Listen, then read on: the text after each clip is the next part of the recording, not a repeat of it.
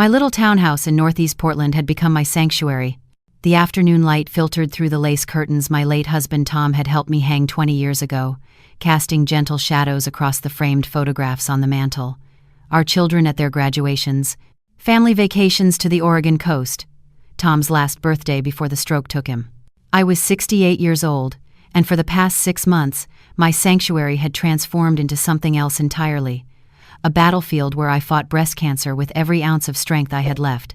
The diagnosis came on a Tuesday morning in February. Stage 3. Aggressive treatment needed immediately. My daughter Rachel flew in from Chicago, took one look at the oncology reports, and started making calls. My son David drove up from Sacramento, his face pale and drawn as we sat through that first appointment with Dr. Stevens. "We're going to beat this, Mom," Rachel had said, gripping my hand so tightly her knuckles turned white. And we did. By August, after 6 brutal rounds of chemotherapy, the scans came back clean enough that Dr. Stevens gave me permission to continue treatment at home. No more hospital stays. No more sterile rooms and beeping machines. Just maintenance therapy, monitoring, and rest. That's when Stephanie Chen entered my life. The home healthcare agency sent her on a Wednesday afternoon. She arrived with a warm smile and a professional medical bag, her dark hair pulled back in a neat bun, her scrubs crisp and clean. She was 39, she told me, had been a nurse for 15 years, specialized in oncology home care. "Mrs. Morrison, I'm going to take excellent care of you," she said, her voice soft and reassuring. "You've been through so much. Now it's time to focus on healing." And she did take excellent care of me. At least that's what I thought. She managed my medication schedule with precision, monitored my vitals 3 times daily, prepared nutritious meals that actually tasted good despite my compromised appetite. She was patient when I was irritable from fatigue, encouraging when I felt hopeless, and always professional. Rachel and David both loved her.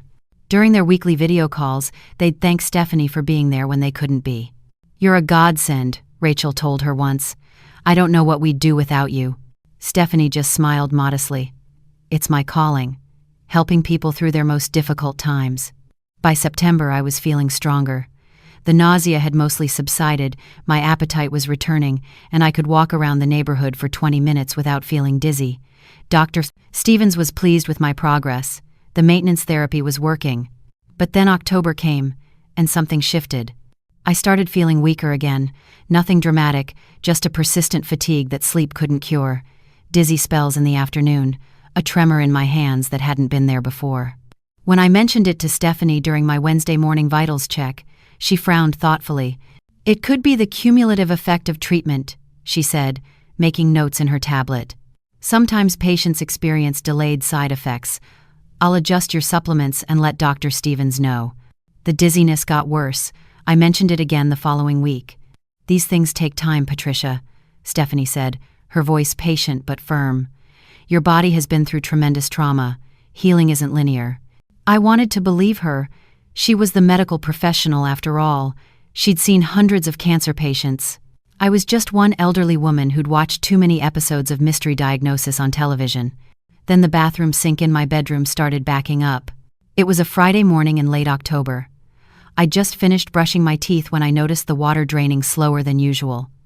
By afternoon, it wasn't draining at all. I called my regular handyman, but he was out of town for his daughter's wedding. He recommended someone else, a guy who worked with his crew sometimes. Jake Torres. "Good guy, honest, knows his stuff. Tell him Eddie sent you." I called the number. A deep, friendly voice answered on the second ring. "Torres Plumbing, this is Jake." "Hello, this is Patricia Morrison. Eddie Reyes gave me your number. I have a sink that's completely backed up in my bedroom bathroom. I can come take a look this afternoon if you're available. Around 3? That would be perfect, thank you." "No problem, Mrs. Morrison. See you at 3. Jake Torres arrived exactly at 3 o'clock. He was a solidly built man in his early 50s, with gray streaking his dark hair and kind brown eyes that crinkled when he smiled. He wore clean work clothes and carried a professional toolbox. "Mrs. Morrison?" "Jake Torres." "Please call me Patricia. Come in." I led him through the house to my bedroom. Stephanie was in the kitchen preparing my afternoon medications. I heard her humming softly to herself, completely absorbed in her routine.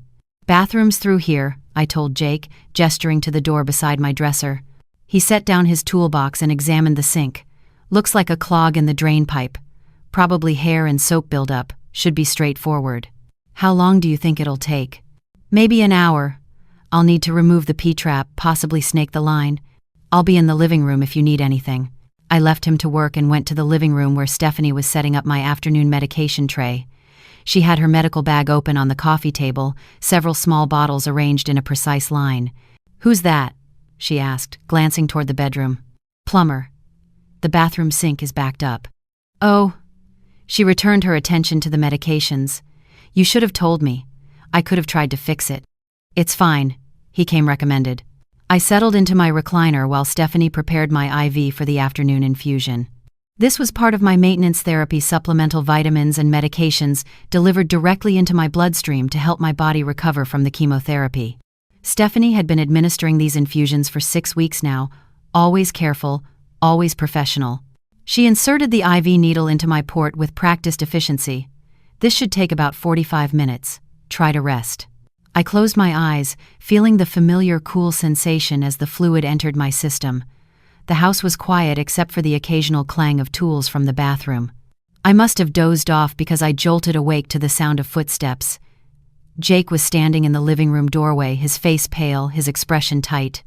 "Mrs. Morrison, can I speak with you privately?" Something in his voice made my heart skip. "Of course." "Stephanie, could you give us a moment?" Stephanie looked up from her medical tablet, surprised. "Oh, sure. I'll be in the kitchen if you need me." She gathered her things and left. Jake waited until he heard the kitchen door swing shut before he spoke. He kept his voice low. "Mrs. Morrison, Patricia, I need to tell you something, and I need you to stay calm."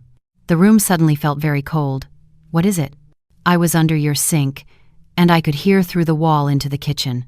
Your nurse was in there, and I heard her on the phone. She was talking to someone about medications." "She's a nurse. That's normal." "Maybe." His jaw tightened. "But what she said wasn't normal. She said, and I'm quoting here, 'The Morrison case is progressing as expected. Another 3 weeks, maybe 4. Then she laughed and said, 'They never question the cancer coming back.' I felt like I'd been punched in the stomach." "What?"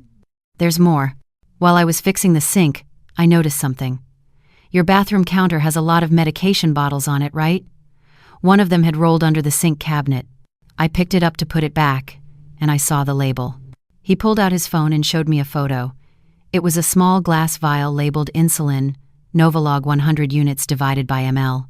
"Patricia, are you diabetic?" "No, I've never been diabetic." "Then why does your nurse have insulin?" The room spun. I gripped the armrests of my chair. "I don't. There must be an explanation. Maybe it's from another patient. Maybe she picked it up by mistake." Jake crouched down in front of me, his eyes serious and sad. "My wife was a nurse. She died 3 years ago, during a surgery, complications from anesthesia. Before she died, she told me stories about the field, about the nurses who cracked under pressure, about the ones who got twisted up inside and started thinking they were playing God. You think Stephanie is?" "I think something is very wrong here. Insulin in high doses can cause exactly what you're experiencing. Dizziness, weakness, tremors, confusion. It mimics cancer symptoms. And in someone with your medical history, no one would think to test for it." My hands were shaking now, but not from weakness, from anger, from fear. "But why? Why would she do this?" "I don't know. Money from extended care, some sick psychological need. Does it matter?" "Patricia, I think your nurse is poisoning you." The IV bag hung above me, dripping slowly into my port. I looked at it with new horror. "Oh God, is she putting it in there?" "I don't know, but we need to find out." He stood up. "First we need to get that IV out of you. Do you know how to remove it?" Yes. Tom had a port for his heart condition. I learned how. My hands fumbled with the tape securing the line. "Careful. Don't hurt yourself." I managed to remove the needle, applying pressure to the port site. My mind was racing. "We should call the police." "Absolutely. But first we need evidence. Right now all I have is an overheard phone call that could be explained away and a bottle of insulin that she could say belonged to a previous patient. We need something concrete." "What do you suggest?" Jake thought for a moment. "How much longer is she supposed to be here today?" "She usually leaves around 6, comes back tomorrow morning at 9. "Okay, here's what we're going to do." I'm going to finish fixing your sink that gives me a legitimate reason to still be here. You're going to act normal. When she comes back to check on you, tell her you fell asleep and the IV finished on its own. Tell her you disconnected it. She might be suspicious, but she can't prove anything. Then what? Then tonight, after she leaves, we search this place top to bottom. We find evidence. And tomorrow morning before she arrives, we call the police. It was a good plan. The only plan. But my whole body was trembling. Patricia. Jake's voice was gentle. I know this is terrifying. But you're strong. You beat cancer. You can beat this too. I took a shaky breath. Okay. What do I do right now?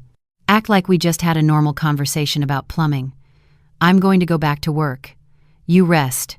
Everything is fine. Stephanie returned a few minutes later, all smiles and professional concern. Everything okay? Yes, just talking about the repair. I got a little dizzy, so I took the IV out early. Hope that's okay. Her smile didn't waver, but something flickered in her eyes. Of course, you know how to manage your port. Though next time please call me to help.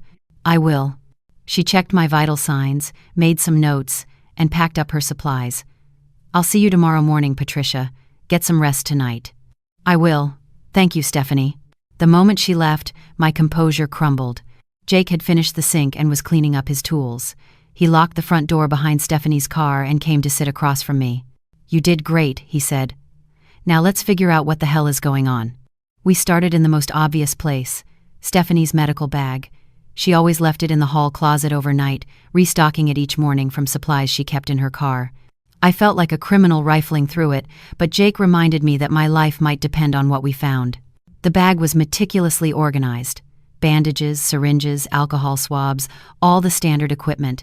And there, in a small zippered pouch, were 4 vials of insulin. Different types, different concentrations. Why would an oncology nurse need 4 different insulin types? Jake asked. She wouldn't. Unless she's experimenting with dosages. He photographed everything. What else? We searched the kitchen where Stephanie prepared my medications. In the back of the refrigerator, behind my groceries, we found a small insulated lunch bag. Inside were more vials, these labeled with dates and patient codes. One of them said PM10 divided by 15, my initials and the date she'd started my care. Jake opened his phone's browser and started researching. Patricia, look at this. He showed me a news article from Seattle. Nurse investigated in patient deaths at Evergreen Care Facility. The article was from 2 years ago. The investigation had been inconclusive, but 3 patients under the nurse's care had died unexpectedly. The nurse's name was withheld pending the investigation. Stephanie worked in Seattle, I said slowly. She told me she moved to Portland for a fresh start after a bad breakup. A fresh start from what? From suspicion? Jake kept searching. He found another article, this one from Tacoma from 4 years ago. Medical Review Board questions, patient mortality rates. Again, no names, but the pattern was there. She's done this before, I whispered. She's been doing this for years. Jake's face was grim. We need more. Something that definitively links her to harming you. That's when I remembered the journal. Stephanie carried a small leather-bound notebook. I'd seen her writing in it sometimes, usually late at night when she thought I was asleep. She said it was for tracking patient symptoms, a personal reference for her professional development. It's in her coat pocket, I said. In the hall closet. We found it immediately. The journal was filled with cramped handwriting, pages and pages of clinical observations, but these weren't normal medical notes. Patient PM, day 42, increased insulin by 5 units. Subject showing expected symptoms. Fatigue, disorientation. Family remains unsuspecting. Projected timeline, 3 to 4 weeks. Patient PM, day 49, subject questioned weakness, attributed to cancer progression, increased dosage again. The fear in her eyes is almost beautiful. They always look the same in the end. Patient PM, day 53, minor complication today. Plumber interrupted procedure. Subject may be growing suspicious. We'll need to accelerate timeline. My hands shook as I turned the pages. There were entries about other patients, 7 of them, all identified by initials and dates. Patient RT, day 67, transition complete, family grateful for comfort care provided. Another soul released from suffering. Patient BK, Day 73, unexpected survival. Subject stronger than anticipated. Increased dosage resulted in transition within 48 hours. Jake was photographing every page, his face stone cold with fury. She thinks she's some kind of angel of mercy. She's killing people and calling it release from suffering. But I'm not suffering, I said, my voice breaking. I'm cancer-free. I'm getting better. Why me? Because you're vulnerable. Because you have good insurance that pays well for extended home care. Because, he stopped, reading ahead in the journal, Jesus Christ. What? Listen to this entry from last month. Patient PM shows remarkable resilience. This will be my greatest achievement. The satisfaction of bringing peace to someone so desperate to cling to life will demonstrate my complete mastery of the art. I thought I was going to be sick. She's doing this because I want to live? She's doing this because she's insane. Jake closed the journal carefully. This is enough. We're calling the police right now. Wait. I grabbed his arm. If we call them now, tonight, she'll know something is wrong when she comes tomorrow and finds police here. What if she runs? What if she destroys evidence? Patricia, I'm not letting you stay here with that woman coming back tomorrow. I'm not saying we do nothing. But we need to be smart. We call the police, yes, but we set a trap. We catch her in the act. Jake looked at me with new respect. What did you have in mind? We spent the next 3 hours planning. Jake called his cousin Maria, who worked as a legal secretary, and she conference called a detective friend of hers, Detective Sarah Chen from Portland PD. We explained everything, sent her the photos of the journal and the insulin vials. Detective Chen was all business. This is serious enough for an immediate investigation, but if you're willing, we can build a stronger case. Mrs. Morrison, I need you to understand the risks. I understand. But I want her stopped. Not just for me, for everyone she's hurt or might hurt in the future. Brave woman, here's what we're gonna do. The plan was set for the next morning. Detective Chen would plant an undercover officer posing as my nephew visiting from California. They'd install hidden cameras in the living room and kitchen. I would go through my normal routine with Stephanie, and they would watch. If she attempted to administer anything suspicious, they would move in immediately. We'll have officers outside the entire time, Detective Chen assured me. The moment we see anything dangerous, we're coming in. Your safety is the priority. I barely slept that night. Jake insisted on staying on my couch, refusing to leave me alone. Around 2 a.m, I found him in the kitchen making chamomile tea. Can't sleep either? He asked. No. Jake, why are you doing this? You barely know me. He was quiet for a moment, stirring honey into the tea. My wife, Carmen, she died because someone made a mistake. A small mistake, a wrong dosage of anesthesia, but it killed her. And afterward the hospital covered it up. Called it an unavoidable complication. I couldn't prove anything. I couldn't save her, couldn't get justice for her. He looked at me. But I can help you. I can make sure this doesn't happen to someone else. I took his hand. Thank you doesn't seem like enough. Then stay alive. That'll be enough. Saturday morning arrived too quickly. Detective Chen and 2 other officers arrived at 7:30, while Stephanie wouldn't be there until 9. They set up cameras disguised as picture frames and a tablet charging dock. The undercover officer, a young man named Marcus who looked about 30, arrived at 8:45 carrying a bag of groceries. Aunt Patricia, he said loudly enough for any neighbors to hear. Surprise, I drove up from San Diego to visit. We had 20 minutes to rehearse our cover story before Stephanie's car pulled into the driveway. Detective Chen and the other officers were in an unmarked van down the street, watching the camera feeds. I felt like my heart might explode when Stephanie walked through the door. She looked startled to see Marcus. Oh, Patricia, you didn't mention you were having company. This is my nephew Marcus. He drove up unexpectedly. Isn't that wonderful? Stephanie's smile was tight. Lovely. Marcus, I'm Stephanie Chen, Patricia's nurse. I'll be doing her morning care routine. It usually takes about an hour. No problem, Marcus said cheerfully. I'll just hang out in the kitchen, maybe make some breakfast. Stephanie didn't like it. I could see the calculation in her eyes as she set up her supplies. She took my vital signs, blood pressure high, she noted, probably stress from the excitement of a visitor. Your morning infusion is ready, she said, preparing the IV bag. This was it. Through the living room window I could see the unmarked van, knowing Detective Chen was watching. I sat still while Stephanie inserted the needle into my port, connected the tubing, and started the drip. Marcus wandered in from the kitchen. Aunt Patty, you want coffee? Oh, sorry, didn't mean to interrupt. It's fine, I said, my voice surprisingly steady. I'll have tea instead, please. Stephanie checked her watch. This will take about 45 minutes. I'm going to prepare your noon medications. She went to the kitchen. Marcus stayed with me, sitting on the couch, scrolling through his phone like a bored nephew but actually keeping watch. 10 minutes later, Stephanie returned with a small syringe. I'm going to add a supplement to your IV. It'll help with the nausea you mentioned yesterday. I didn't mention nausea yesterday.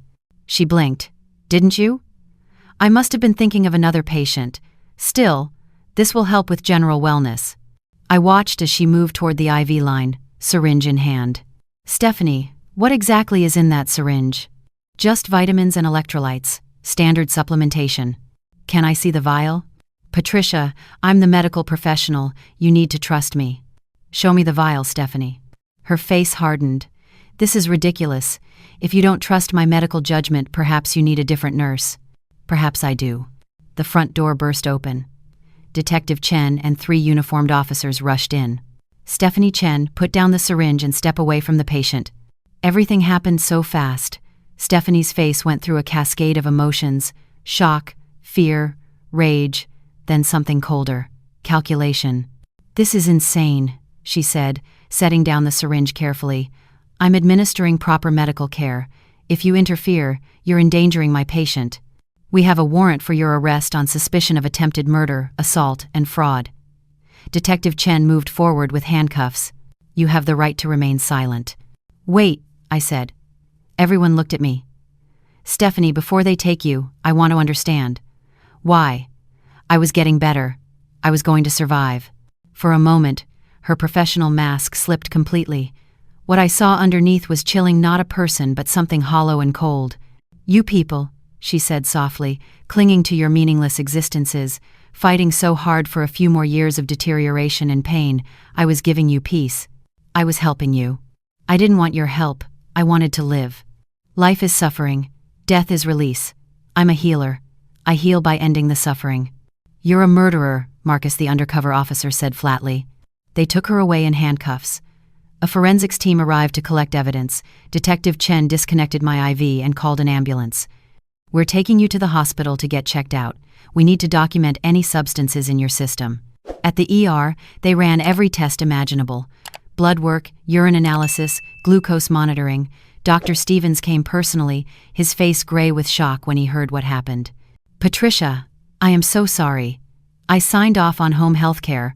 I trusted the agency's vetting process. It's not your fault, I told him. She fooled everyone. The toxicology report came back conclusive. High levels of insulin in my system, far above what any diabetic would need. The doctors estimated that another 2 weeks at the dosage Stephanie had been administering would have killed me. They would have called it complications from cancer, stress on my weakened system. No one would have questioned it. The investigation moved quickly. The insulin in the syringe Stephanie had been about to inject, it was a concentrated dose that would have sent me into hypoglycemic shock within minutes. Detective Chen called it a kill dose. Stephanie had gotten impatient with my nephew's presence and decided to finish the job. They found 8 other victims through Stephanie's journals. 3 had died, 4 had survived but suffered severe complications that their families attributed to underlying conditions. 1 was still in active care, being slowly poisoned. Detective Chen got to that man in time.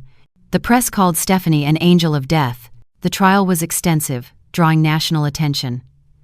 I had to testify, had to sit in a courtroom and describe how the woman I'd trusted with my life had systematically tried to end it. Stephanie showed no remorse. Even in court, she maintained that she was providing mercy, that she was misunderstood.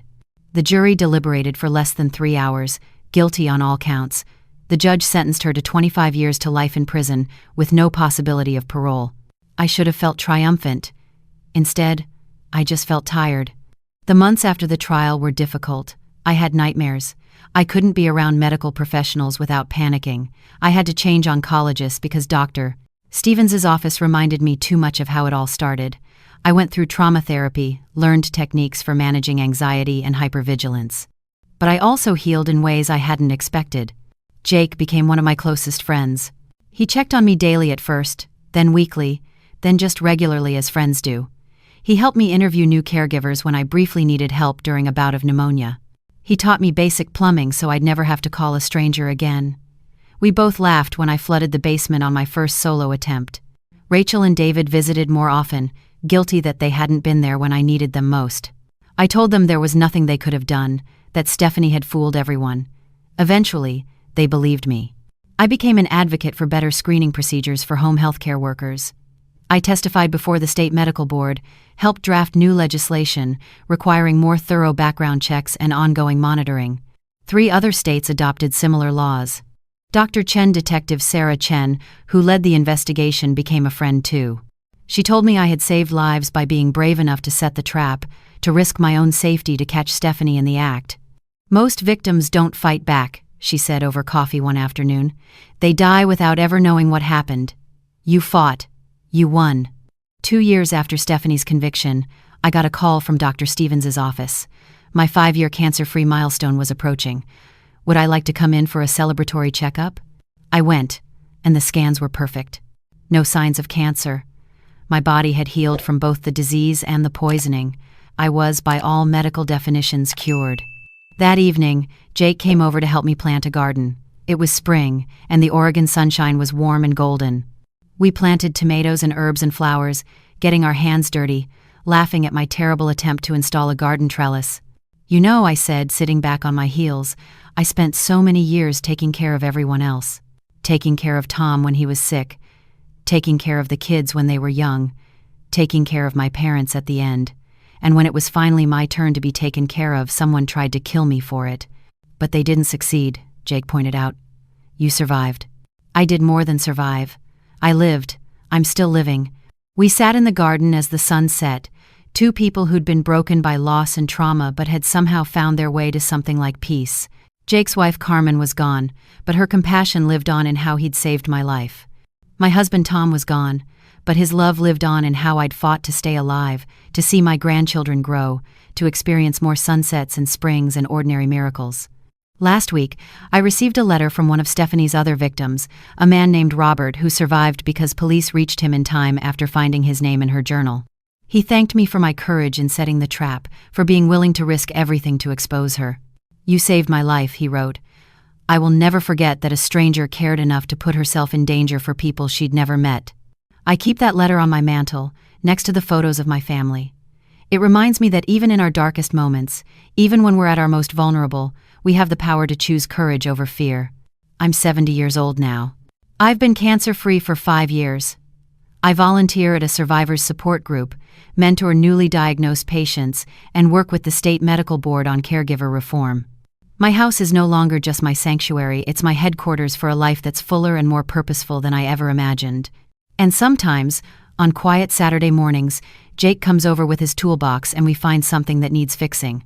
Not because anything is broken, but because fixing things together has become our way of celebrating the ordinary miracle of being alive. If I learned anything from those terrifying days with Stephanie Chen, it's this. Trust your instincts, but verify everything. Love can be found in unexpected places. And survival is not just about staying alive, it's about deciding that life, with all its complications and dangers and imperfections, is worth fighting for. Every single day.